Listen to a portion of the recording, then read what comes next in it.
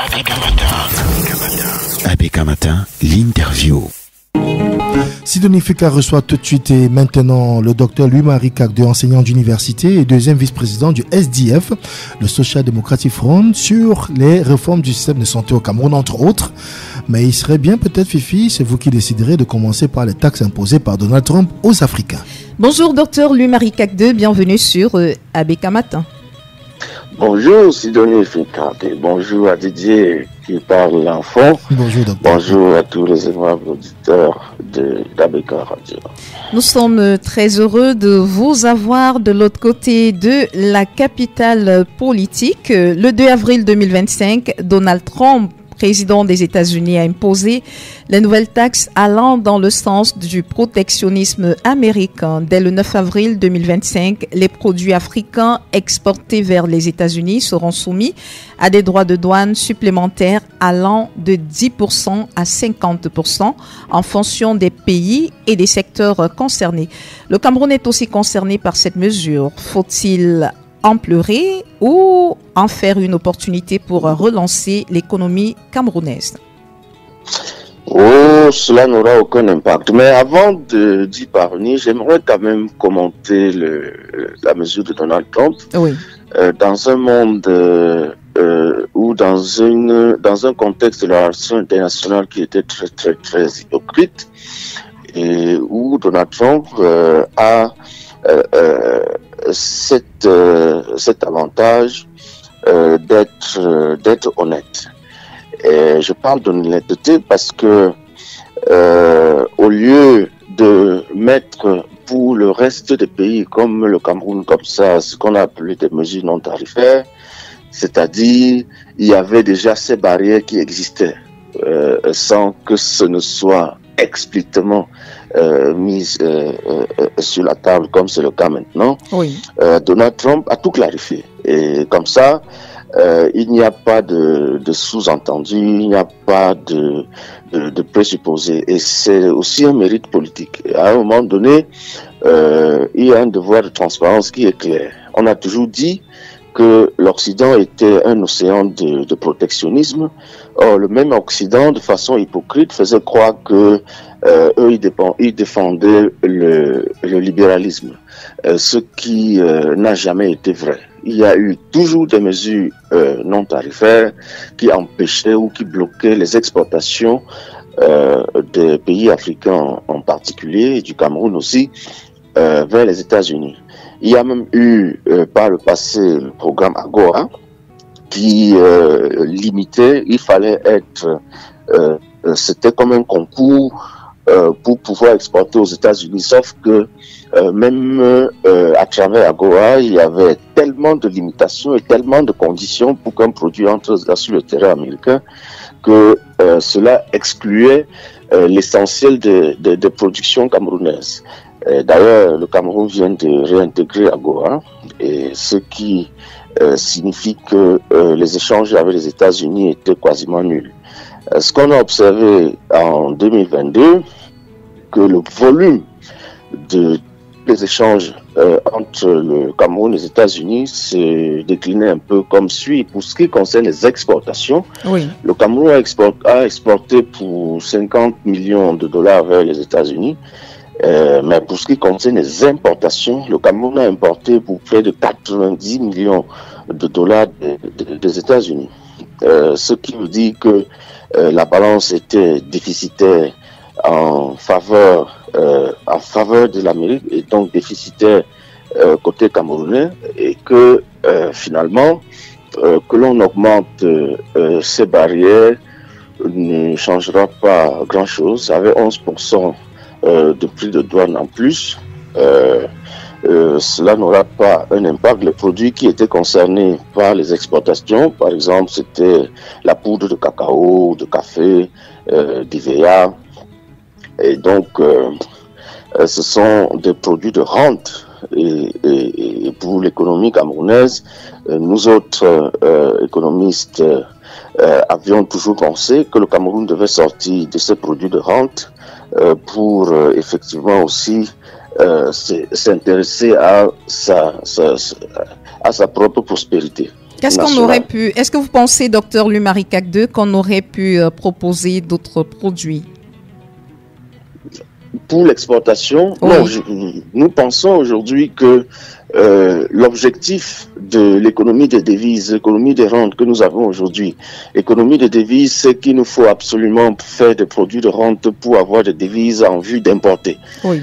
Ce qui n'est pas logique. On explique que pour que ma grand-mère vive au village, il faut que le Cameroun exporte le cacao ou le café pour avoir les devises et que maintenant ces devises vont permettre d'importer ce que ma grand-mère va manger au village. C'est ça qui n'a pas de logique et c'est ça ce qui est dans l'économie nationale aujourd'hui. Et c'est ça la logique qu'il faut absolument changer.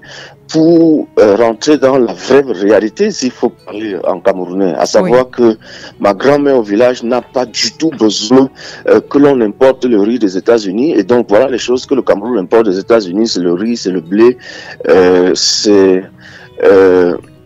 sont des produits qui peuvent non seulement être produits localement et dont on n'aurait pas besoin d'importer. Ce sont les compléments alimentaires. Et donc on explique aujourd'hui que pour que ma grand-mère soit en bonne forme au village, il faut que on lui prescrive les compléments alimentaires. Ces compléments alimentaires viennent pour l'essentiel des États-Unis. Et c'est ça qu'il y a dans l'échange entre les deux pays. Or, ça n'a strictement pas d'importance que ça en termes de volume et en termes de valeur. Oui. En termes de pertinence, c'est pas intéressant. Et donc même sur le plan économique, le Cameroun n'a jamais appliqué la réciprocité et il n'y a que le gouvernement de Paul Tron. Le président Paul Biya n'est pas suffisamment charismatique au niveau international pour faire face à quelques dirigeants que ce soit. Moi, je vous ai expliqué ici, en 2000, quand on faisait le budget 2025, que le gouvernement est un gouvernement de faux fions parce que l'Europe a imposé sur les produits qui quittent le Cameroun une taxe carbone. Et je ne comprenais pas que, par réciprocité, le Cameroun, qui faisait le budget 2025, n'impose pas aux produits européens aussi une taxe carbone. C'est comme ça que ça se passe dans les relations internationales. Mais ça ne s'est pas fait du tout. Ce qui explique tout ce que je dis depuis, à savoir, d'une part, que quand on nous met encore une taxe carbone sur les produits qui entrent en Europe, c'est une mesure protectionniste. Sauf que les Européens sont hypocrites et font comme s'ils défendaient le libre-échange, alors qu'il y a un océan de mesures qui empêchent les produits camerounais, les produits africains d'entrer sur le terrain, sur le sol européen. Comme cette nouvelle taxe carbone. Donc si on vous dit en fait que nos productions ici, que ce soit les ananas, que ce soit les oranges, que ce soit les bananes, etc., on va dire que cela produit le carbone et donc il faut empêcher que cela entre sur le territoire européen. Quand on met la taxe carbone, c'est pour que ce soit pas compétitif et donc que ça ne vaille pas la peine d'exporter en Europe. C'est une mesure, c'est ce qu'on appelle des mesures non tarifaires. Oui. Et ça relève de ce que moi j'appelle l'hypocrisie sur le marché. Or, Donald Trump, lui, ne passe pas par quatre chemins. Il dit une fois, cher monsieur, vous pouvez importer vos choses, mais je remonte les prix de douane Foust. Et là, c'est beaucoup plus clair, c'est beaucoup plus transparent. Et ça mérite d'être relevé dans un monde d'hypocrites. Et donc, chez nous aujourd'hui, nous subissons cette augmentation des taxes qui pourront varier entre 10 et 50%. Est-ce que c'est l'occasion pour le Cameroun, parce que c'est le pays où nous vivons, c'est son économie qui permet aux populations d'avoir mieux-être? Ça n'aura strictement aucun impact. Est-ce que ça ne peut pas être l'occasion pour les autorités camerounaises de repenser justement le système économique et de se rendre compte que ce qui arrive avec les États-Unis aujourd'hui pourrait arriver avec d'autres grandes puissances qui sont par exemple la Chine, l'Allemagne, d'autres pays? Est-ce qu'on ne devrait pas prendre cela comme étant une sonnette d'alarme qui est tirée et puis essayer de se réinventer? Absolument, madame. Et c'est dans ce sens-là que nous, au Social Democratic Front, on est engagés et dans ce sens que l'on critique le gouvernement du RDPC qui ne va pas du tout saisir la balle au bon. Et c'est regrettable. Sur tous les plans. Sur le plan des relations internationales, ils ne vont pas appliquer la réciprocité. Sur le plan économique, ils ne vont pas restructurer l'économie nationale. On ne les voit pas en train de faire ça. Depuis qu'il y a eu cette mesure, on n'a même pas entendu un communiqué du gouvernement, on n'a rien entendu. Donc, les choses vont commencer comme par le passé. Je vais donc analyser sur deux plans. Pour ce qui concerne les opérateurs économiques qui exportaient aux États-Unis, ils n'ont qu'à chercher un meilleur marché, à savoir donc la Chine et les autres. Oui. C'est la poudre du cacao, du café et de l'EVA. Et donc, ça ne chôme pas sur le marché. Si ces exportateurs décident de réorienter vers la Chine, ils vont vendre leurs produits. C'est pas un souci pour eux, normalement. Et donc, ça devrait poser aucun problème sur le marché. C'est pas comme si nous manquions qui acheter pour vendre aux États-Unis. Le plus souvent, quand vous augmentez les droits de douane, c'est-à-dire la fiscalité à la porte, ce sont ceux qui sont à l'intérieur qui en pâtissent. Donc, c'est le citoyen américain qui, normalement, en souffrirait. Parce que cela supposerait l'augmentation des prix sur le marché. Et c'est ce qui se ressent déjà aux États-Unis et c'est pour ça qu'il y a des manifestations. Et donc, nous, on ne va pas commenter la politique interne des États-Unis, mais pour ce qui nous concerne, il n'y aurait strictement aucun problème. Parce que si nos produits ne sont plus compétitifs aux États-Unis, il y a d'autres marchés qui sont là pour absorber ces produits. Et il n'y aura pas de déstabilisation. Et si les autres pays venaient également appliquer la politique des États-Unis, comment est-ce que le Cameroun ferait? Ça, c'est le deuxième volet. Oui. Le deuxième volet de la chose, c'est que je vous ai toujours expliqué ici que dépendre entièrement du marché international était un gros risque. Et que le risque étant qu'on dépend aussi des fluctuations sur le marché international et que l'on dépend des politiques prises par d'autres pays. Par exemple, l'année dernière, l'Inde a décidé pour sa souveraineté alimentaire de ne plus exporter son riz. Et directement, on a eu l'impact de nous qui dépendons du riz indien, du riz pakistanais, oui, etc. Et donc, directement, les pays qui dépendaient de l'Inde en ont pâti. Et quand on a eu la guerre entre la Russie et l'Ukraine, ils n'ont pas demandé notre riz pour la guerre. Tout à fait. Directement, nous en avons souffert, oui. Souffert, oui. Et c'est un peu ça. Donc, vous avez pleinement raison. C'est pour ça que, moi, je défends toujours en tant qu'économiste et depuis que j'étais responsable de finances, de l'économie et du commerce. Docteur Louis-Marie Cagde, on vous perd un peu. Hein. On ne sait pas ce qui se passe, si c'est les problèmes de réseau. Je vous entends bien. D'accord, si oui, parce qu'on vous perdait un tout petit peu. C'est bon maintenant, oui. Donc, nous avons toujours défendu la production locale au Cameroun et nous avons toujours défendu le circuit court en disant que si nous couvrons déjà, nous faisons des spéculations qui permettent de couvrir notre marché et il y a excédent, on peut négocier avec notre voisin immédiat qui a un marché de 200 millions de consommateurs, c'est le Nigeria, et avec qui nous partageons 1800 kilomètres de frontières, ce qui est important. Et donc, nous n'avons jamais compris pourquoi le gouvernement camerounais va chercher des solutions compliquées là où l'économie est simple et l'économie est réalisable. Et donc, pour nous, c'est ce qu'il faut faire. Et pour nous, c'est ce que nous allons faire. Et les spéculations sur lesquelles nous pouvons aujourd'hui miser pour la relance économique du Cameroun sont aussi connues. Oui. Je peux en citer 12. Aujourd'hui, il y a plus de 150 programmes au Cameroun. C'est intenable. Nous n'en avons pas les moyens. Et en réalité, comme l'on dit au quartier, qui trop embrasse mal les trains. Et donc, vous pouvez pas, quand vous avez peu de moyens, avoir 150 budgets programmes, vouloir investir dans tous les secteurs à la fois, ça se fait pas. Et donc, ce qu'on fait aujourd'hui, c'est de cibler quelques secteurs. Et donc, nous vous recommandons de réduire les domaines de subvention de l'État à 12. Dans les 12, vous avez 3 secteurs dans les céréales. Les secteurs qui creusent le déficit au Cameroun, ces spéculations-là, c'est le riz, c'est le maïs, c'est le blé. Nous pouvons faire tout ça au Cameroun. J'ai déjà prouvé ça dans d'autres émissions. Et le cycle, c'est 3 mois. Et donc, dans 3 mois, nous pouvons autonomiser notre pays. Tout dépend de la volonté politique. Pour ce qui concerne les tubercules, Et les tubercules aussi nous permettent d'avoir des farines de substitution. Nous avons fait des émissions entières ici sur les farines de substitution. Oui. Alors, il est temps que nous nous lancions là-dedans pour n'être plus entièrement dépendants, par exemple, des États-Unis sur le blé. Le peu de blé qu'on prenait aux États-Unis, on peut substituer localement en investissant dans le manioc, dans la culture du manioc, dans la culture de la patate douce, oui.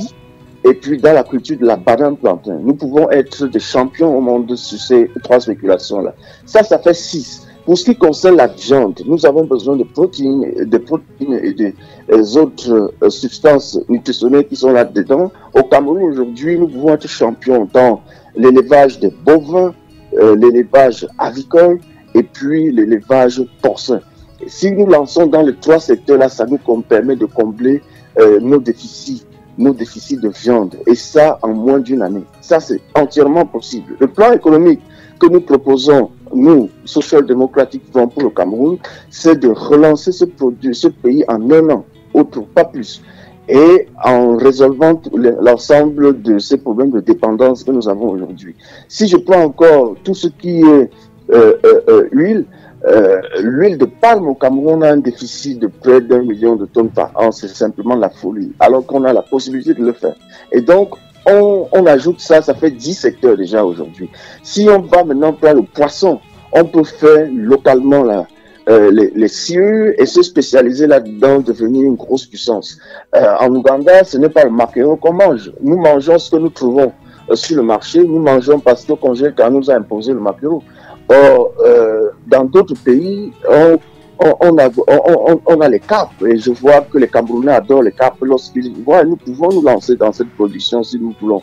Aujourd'hui, les sciures même qui sur nos marchés sont prisées. Et donc, c'est simplement parce que ça n'existe pas. Il est possible de s'autonomiser dans l'ensemble de ces secteurs que nous serons un pays prospère demain. Et donc, pour ce qui concerne les fruits, au lieu de faire le cacao et le café que nous ne consommons pas, nous recommandons de se lancer dans la culture de l'avocat. L'avocat produit en 3 ans et l'avocat nous donne toutes les richesses qu'on a dans le café et le cacao en temps record. C'est la même chose, c'est le même résultat sur le plan économique. C'est l'argent qui compte et comme on dit, l'argent n'a pas de couleur. Il ne faut pas qu'on nous explique que seul l'argent du cacao est intéressant. Surtout que ce sont des produits de rente. L'avocat, nous, non seulement nous consommons, ça entre dans les habitudes alimentaires du Camerounais, mais ça peut être transformé localement pour faire des uses essentiels et pour faire tout ce dont nous avons besoin.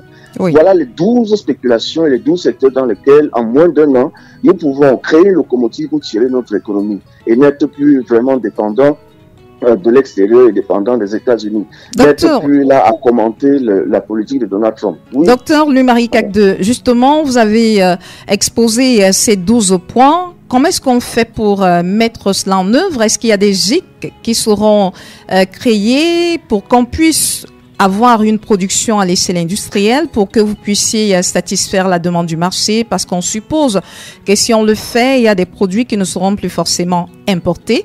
Et donc, il va falloir être capable de nourrir au quotidien les populations camerounaises à travers des produits qui sont produits sur le sol camerounais. Comment est-ce qu'on essaye de vulgariser justement la culture de ces produits? Comment est-ce qu'on la rend permanente?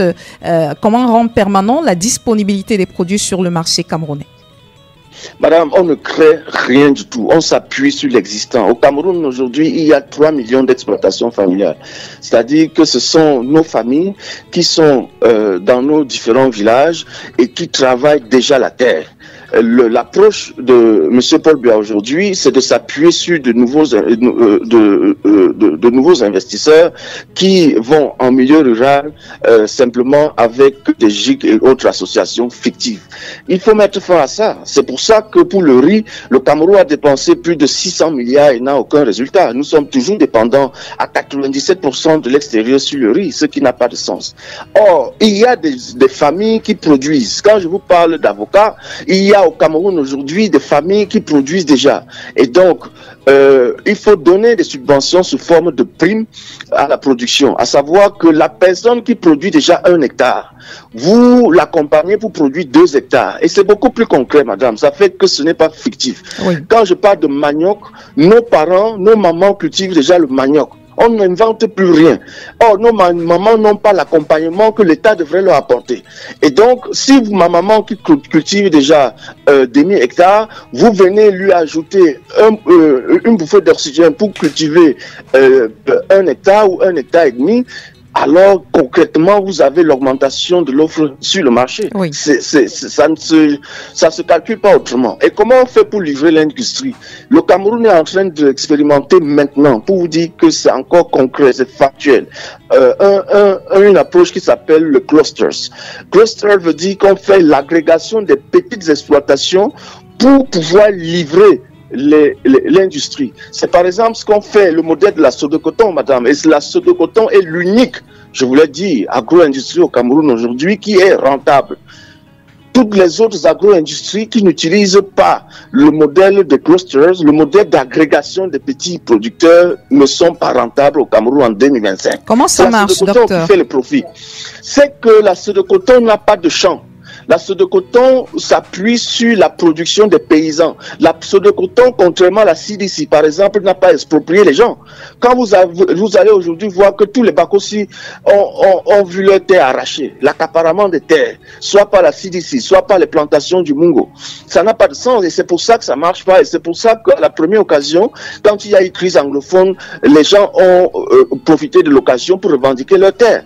Vous n'aurez jamais ce problème avec la Sodecoton parce que on n'a exproprié personne. On a au contraire encadré les familles pour que les familles apprennent à produire le coton. Et la Sodecoton garantit le marché. Et c'est même ces familles encore qui sont organisées, agrégées, qui fixent le prix parce que ces familles ont un mécanisme de contrôle de ce que ça vaut leur production et de ce qu'on achète et de combien on achète sur le marché international. Et donc c'est un système qui marche et c'est un système qui est durable. C'est ça ce système qu'il faut appliquer. Oui. Et donc vous n'avez jamais entendu qu'il y a eu un problème d'approvisionnement de la Sodecoton parce que les esprits malins vont vous dire non, en s'appuyant sur les familles, ça va monter, ça va descendre, ils ne vont pas être capables de ci ou de ça. C'est pas possible du tout. La Sodecoton a fait le renforcement de capacité de nos différentes familles dans le Nord et ces personnes produisent en respectant les itinéraires techniques et ces personnes produisent le coton de qualité qui est reconnu au Cameroun. Et c'est ce qu'il faut faire pour le maïs, c'est ce qu'il faut faire pour le blé, c'est ce qu'il faut faire pour le manioc, c'est ce qu'il faut faire pour l'ensemble de nos spéculations que j'ai citées tantôt. Et quand on arrive à le faire, ça permet de transformer nos exploitations familiales, c'est-à-dire les propriétés de nos parents dans nos différents villages en entreprises familiales. Et donc, vous sortez les gens de l'informel, vous leur permettez d'augmenter leurs revenus, vous luttez contre la pauvreté, madame, en utilisant simplement une politique publique. C'est même pas vous qui défoncez là-dedans, ce sont les entreprises, c'est le marché qui finance. C'est aussi simple que ça. Et je dis que nous sommes engagés à le faire en 1 an. On n'a pas besoin de 43 ans comme M. Paul Biya pour faire un petit pas. En 1 an, on résout tous ces problèmes parce que ce n'est qu'un problème de volonté politique. Donc en 1 an, le Social Democratic Front peut permettre au Cameroun de retrouver son autosuffisance alimentaire. Je prends l'engagement pour 1 an, madame. C'est ce qui est contenu dans notre projet politique. Et c'est ce que je vous explique. Nous avons 3 millions d'exploitations familiales. Pourquoi aller chercher loin? Pourquoi aller exproprier? Regardez ce qui était en train de se passer en Angaï beaucoup. On veut exproprier 12 villages pour installer un seul individu. Un individu qui n'a jamais mis pied en milieu rural. Un individu qui, dès qu'il aura son financement, il va disparaître. Ça n'a pas de sens. Et donc, il ne faut pas procéder de cette façon parce que c'est fictif. Ce qu'il faut faire, c'est de s'appuyer sur nos paysans qui sont déjà là. Et ces paysans travaillent dans des conditions exécrables. Et donc, il faut leur donner, améliorer leurs conditions de vie, il faut les former, renforcer leurs capacités, il faut leur permettre de sortir de la pauvreté. Et c'est quoi le rôle d'un gouvernement, d'un État, si ce n'est celui-là? Pour sortir de ce sujet, parce que nous aborderons également le sujet de la santé pour les quelques minutes qui nous restent, docteur. Oui, madame. Donc, aujourd'hui, nous disons aux Camerounais, en 1 an, ont réussi la transformation économique de notre pays en appliquant ce qu'on appelle la croissance déséquilibrée et donc en créant des locomotives pour tirer notre économie. Et donc, j'ai mis en avant 12 secteurs qui permettent de tirer notre économie et qui permettront que le Cameroun soit en 2027 un pays stable. Oui. Suite à la conférence, nous nous intéressons à la santé d'Alma Ata en 1978. Le Cameroun avait ratifié la charte de développement sanitaire de l'Afrique, charte qui faisait des soins de santé primaire la stratégie essentielle en vue d'atteindre l'objectif de la santé pour tous en l'an 2000. Nous en avons presque tous entendu parler à une époque pour ceux qui sont d'une certaine génération. C'est en 1992 que la politique de réorientation des soins de santé primaire a officiellement été adoptée avec pour but de restructurer le système de santé national à partir du district de santé. 1992, l'initiative Santé pour tous est lancée sans résultat perceptible. À date, soit 33 ans plus tard, 2023, la couverture santé universelle est lancée à son tour. Après l'enrôlement des millions des Camerounais, des points à améliorer subsistent et sont multiples. Pourquoi, Dr Louis-Marie Kagde, selon vous, ces initiatives semblent durer juste le temps de leurs annonces et plus tard, les Camerounais restent sur leur faim? Parce que le Cameroun n'a pas de système de santé. Le Cameroun a un système de soins. Je vais vous donner toute la nuance. Au lieu d'avoir un système de santé, nous avons un système de soins de santé. Et ça dérape tout, ça dérape toujours. Ça nécessite un financement que nous n'avons pas. Donald Trump, justement, décide, quand il arrive à la Maison-Blanche, de ne plus financer à partir de 2027 un certain nombre de programmes. Et oui. Le Cameroun est mort. Le Cameroun est mort. Ça veut dire que pour les vaccins... C'est pas trop fort ça, docteur, de dire que le Cameroun est mort? Le Cameroun est mort. Une session parlementaire, la session de mars, va être clôturée demain. Et on n'a pas trouvé de solution de rechange. Le Cameroun dépend à 80% du financement extérieur en matière de santé. 80%. Imaginez les vaccins. Il n'y aura plus de vaccins. Qui va financer les vaccins? Le Cameroun ne met que 20%.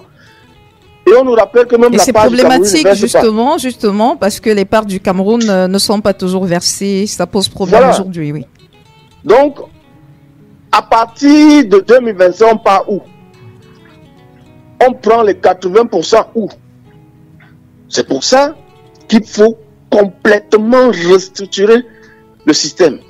Pour passer de ce qui est aujourd'hui un système de soins, donc il faut payer et aller vers un système de santé en adoptant ce que l'OMS appelle le Global One Health, c'est-à-dire une approche globale de santé qui traite maintenant non plus des maladies, mais de l'environnement.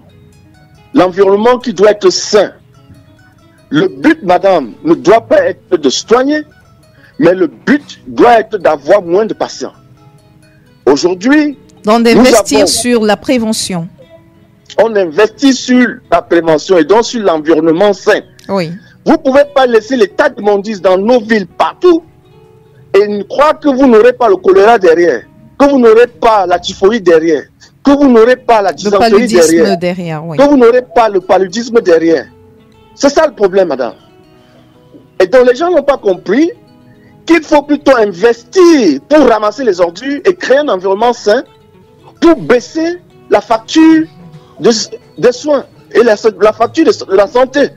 Nous dégradons l'environnement et de l'autre côté, on paye les frais. Or, jusqu'ici, c'est l'étranger qui payait 80% de la facture. On va faire comment? On est obligé de rentrer à la réalité. Et c'est ça, vraiment. Et même l'autonomie des hôpitaux s'en trouve compromise. De quoi il est question? Je vais vous expliquer le fonctionnement des hôpitaux aujourd'hui. Et pourquoi, à l'hôpital, les gens meurent. Et il y a ce qu'on appelle... Vous rappelez que il y a dans nos hôpitaux ces patients qui sont insolvables Oui. Et qui sont gardés des mois Tout à fait. à l'hôpital parce qu'ils n'arrivent pas à payer. Mais de quoi il est question? C'est à cause de ce qu'on appelle des demandes induites. Des demandes induites, c'est que les hôpitaux doivent être rentables. Or, ce n'est pas la vocation de l'hôpital d'être rentable. C'est une entreprise sociale. Or, aujourd'hui, les hôpitaux doivent être rentables. Et quand vous mettez pied à l'hôpital, on vous fait d'abord 18 examens. Vous venez à l'hôpital dire que vous avez mal aux pieds. On vous fait les examens pour la tête, pour le ventre, pour le dos, pour les nerfs, avant d'arriver sur votre problème de pied. Et donc, vous avez en moyenne 18 examens que vous faites dans les hôpitaux au Cameroun pour rien. Oui. Et ça vous appauvrit avant que l'on ne commence les soins. Et donc, si vous n'êtes pas riche, au moment où on veut commencer maintenant à soigner votre mal, vous n'avez plus d'argent. Parce qu'on vous a fait faire des examens, on vous a prescrit des traitements qui sont indus. Et c'est ça le gros problème dans notre système de santé aujourd'hui. Il faut mettre fin à ça. Est-ce qu'on Il faut peut mettre pas... fin à ça en faisant quoi? Oui, justement, les solutions, c'est la question que je m'apprêtais à vous poser. Est-ce qu'on ne peut pas également, je ne sais pas ce que vous comptez nous expliquer en termes de solutions, privilégier les solutions locales, Dr Louis-Marie Kagde? J'en arrive donc. Oui. Le problème de demande induite dans les hôpitaux, c'est parce que une partie du paiement du personnel, c'est l'hôpital. Oui. Le salaire des médecins a été réduit par 3 et on leur explique qu'il faut compter sur les quotes-parts. Oui. Et donc, ils sont obligés de gonfler les quotes-parts pour que leur salaire ressemble à quelque chose. Il y a des hôpitaux à Douala où les médecins ont plus d'1 million de quotes-parts par mois. Oui. Alors que leur salaire est de 250 000. Voilà ce qu'il faut corriger. Parce que personne ne va vivre après avoir fait 12 ans d'études supérieures, revenir au Cameroun, gagner 250 000. Ça n'existe pas, il faut oublier. Et donc, au lieu que l'État fasse son travail, l'État a renvoyé ça sur le patient. Il faut mettre fin à ça. La même chose dans l'enseignement supérieur auquel j'appartiens, c'est que au moins la moitié de votre salaire, c'est payé sous forme de prime. Il faut mettre fin à ces conneries. Il faut payer les travailleurs normalement pour que les travailleurs ne s'accrochent pas sur l'usager pour vivre. C'est cette dignité qu'il faut restituer dans le système de santé au Cameroun. En une minute, justement, en quoi faisant, docteur? J'ai déjà dit oui. qu'il faut déconnecter les revenus du personnel de santé des revenus de l'hôpital. Et d'où viendront les autres fonds, puisqu'on a besoin du personnel qui doit être rémunéré? Comment est-ce qu'on mobilise les fonds si on décide de ne plus s'appuyer sur la vente des médicaments, la prescription exagérée des examens et les factures qui sont élevées d'opérations et autres? Madame, comment est-ce qu'ils font? Oui. Si vous mettez fin aux évacuations sanitaires fantaisistes, vous couvrez toutes ces dépenses-là. J'ai seulement pris les évacuations sanitaires fantaisistes qui existent dans ce pays. Au ministère de la Santé, les gens se tapent par an. Plus de 100 jours de mission fantaisiste. Et c'est payé, et c'est connu, et c'est officiel. Il faut mettre fin à ça. Vous allez résoudre tous ces problèmes-là. Mais mon point, c'est qu'il faut déconnecter les revenus, il faut bien payer le personnel de santé. Oui. S'ils doivent gagner 1 million, donnez-leur 1 million. Ils n'auront plus à s'accrocher sur les patients pour amener dans les hôpitaux et les appauvrir. Il faut sortir de la comédie du ministre de la Santé avec des médicaments de rue. Tout le monde connaît gazon à Douala. Si le ministre veut mettre fin au gazon à Douala, il met fin au gazon à Douala. Or, c'est eux qui donnent les agréments. Le Cameroun avait prévu le Sénam, qui est une espèce de centrale de distribution de médicaments créée par l'État et qui était supposée, dans ses statuts, avoir l'exclusivité des médicaments au Cameroun. Mais le même ministre donne l'agrément aux grands importateurs et crée maintenant une concurrence déloyale. Et ce sont ces grands importateurs qui importent le poison au Cameroun. C'est ça que vous retrouvez dans la rue. Et c'est eux qui importent aussi la drogue, madame. La drogue qui détruit tous nos établissements scolaires. Et donc, il suffit simplement que le gouvernement camerounais arrête avec sa folie. Vous ne pouvez pas autoriser les importations de médicaments alors qu'il n'y a aucun système de contrôle et de régulation à l'entrée du Cameroun. Ça ne se fait pas. Et enfin, vous avez parlé de la médecine camerounaise. Dans le monde entier, et en Asie spécifiquement, les gens se sont imposés avec leur médecine. Oui. Et le patrimoine génétique, c'est le patrimoine génétique du Cameroun qui permet de produire les médicaments, madame. Et nous avons toute l'expertise pour produire localement les gélules, là, les comprimés. Là. On produit ça au Cameroun si on veut. Mais pourquoi on ne le fait pas? C'est une question de volonté politique. J'explique encore. Nous avons le patrimoine génétique, c'est-à-dire que c'est dans nos forêts que tous les grands laboratoires du monde viennent extraire les produits qui permettent d'aller produire, d'aller faire... Oui, la matière première. C'est chez nous. Oui. Mais pourquoi est-ce que nous, on ne prend pas ça, on met au labo une fois, on fait les comprimés? Madeleine Tuente, le ministre de la Recherche scientifique, a pris 4 milliards pendant le Covid pour produire localement, non? Pourquoi on ne le fait pas? Et c'est ça qu'il faut faire. Il faut valoriser notre patrimoine génétique.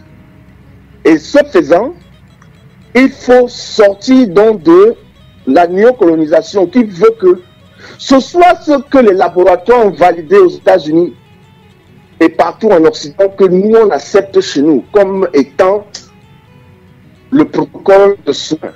Ce n'est pas vrai. Je vais prendre 2 exemples. Pour sortir rapidement, docteur, oui. Le professeur Anomangou, Victor. Oui. Les gens ne peuvent penser que c'était un charlatan. C'est l'un des fondateurs de la faculté de médecine au Cameroun. L'un des pionniers de la médecine au Cameroun. Qui a gravi tous les échelons, il est devenu ministre de la Santé publique au Cameroun. Pendant le sida, du haut de sa connaissance de la médecine, il a produit le Vanivax. Oui. Il a testé. Il a dit au ministre de la Santé d'alors, Olangena Wono, qui s'est moqué de lui comme si c'était Olangena qui n'était pas un médecin. Il a dit que voici la solution pour soigner le sida. Les gens ont enterré ça pour qu'on prenne les antirétroviraux. C'est inacceptable. Et c'est une insulte à l'intelligence nationale. Le gouvernement camerounais doit mettre fin à ça. Pendant le Covid-19, Dr Ndisamba a développé des molécules pour soigner localement. Et nous avons testé. J'étais invité dans une radio de la capitale où elle passait tous les jours et les patients venaient s'aligner là-bas, prenaient son produit, étaient guéris. Personne n'a reconnu ça au Cameroun. Oui. C'est quand le Nigeria a adopté ça que les gens ont couru, les gens ont eu honte au Cameroun, ils ont couru. Bon, on accepte que c'est efficace comme produit, oui. Non, complément, un truc qu'on peut mettre, etc. Mais sortons de cette colonisation. C'est l'aliénation culturelle qui nous tue. Et il faudrait que le gouvernement camerounais arrête ça. Il faudrait que nous nous mettions résolument dans un système de santé. Et c'est ce système de santé qui coûtera moins cher et permettra de sauver les Camerounais. Merci, docteur Louis-Marie Cacde, d'avoir répondu à nos questions ce matin sur Abeka Matin. C'est un plaisir de vous avoir de l'autre côté de Yaoundé.